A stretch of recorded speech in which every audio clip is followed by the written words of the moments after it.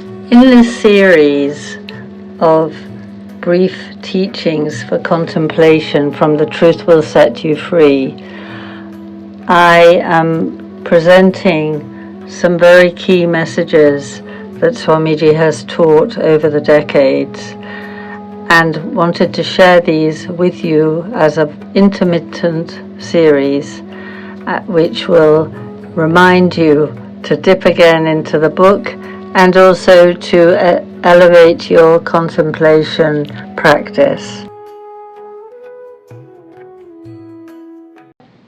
Many seem to think that science has all the answers, and that with enough research all the questions of the cosmos will be solved by God's science, so that life will be almost perfect.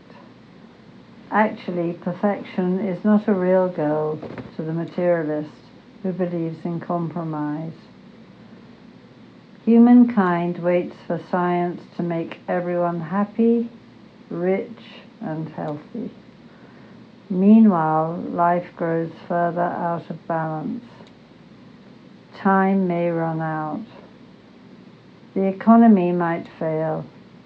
There might not be enough money for research to continue its quest.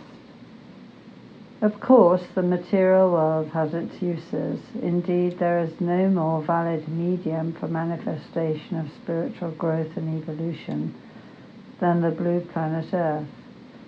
It is no coincidence that this small globe is colored with the hue of the infinite. In fact, the possibilities of material development are endless. Over the millennia, humankind has selected which beings in the animal and vegetable kingdom it preferred. They flourished or dwindled, often through deliberate, hereditary encouragement of the human will. As the human mind has focused, so life has manifested. Earth always reflects the consciousness of her custodians. That is not coincidental, though blatant materialists would seek to disavow any responsibility.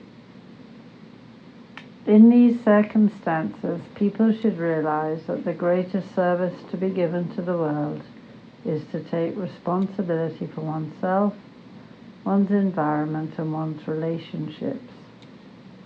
Individual creative intelligence is vital to be free of the misconceptions others try to impress.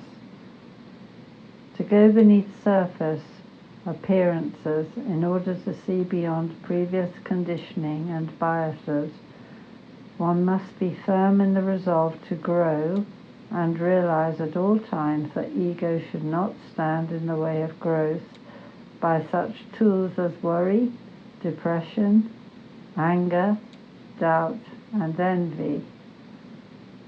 Constant vigilance is required for people to channel this force productively. Long before the age of technology, the forces of nature were worshipped. People felt reverence for the life-sustaining qualities of sun, moon, trees, oceans, rivers, etc. It was considered a sin to cut the trees or to soil the water. Pollution was a crime at that early point in human development. What right do we have to spoil the mountains, disturb the natural balance of the earth, cause soil erosion and depletion of soil's fertility by thoughtless acts? Mother Earth is there for us to love, a nourishing, nurturing, and generous mother. Do you ruin your house with a slovenly and neglectful attitude, or do you preserve and enjoy that environment as if it were a reflection of you?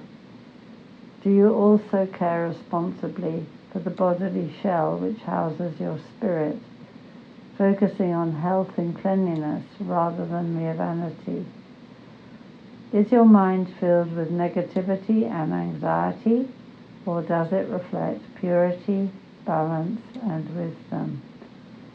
Perhaps it is time to surrender your confusion to a higher guide that is not blinded by ego or intellectual maelstroms.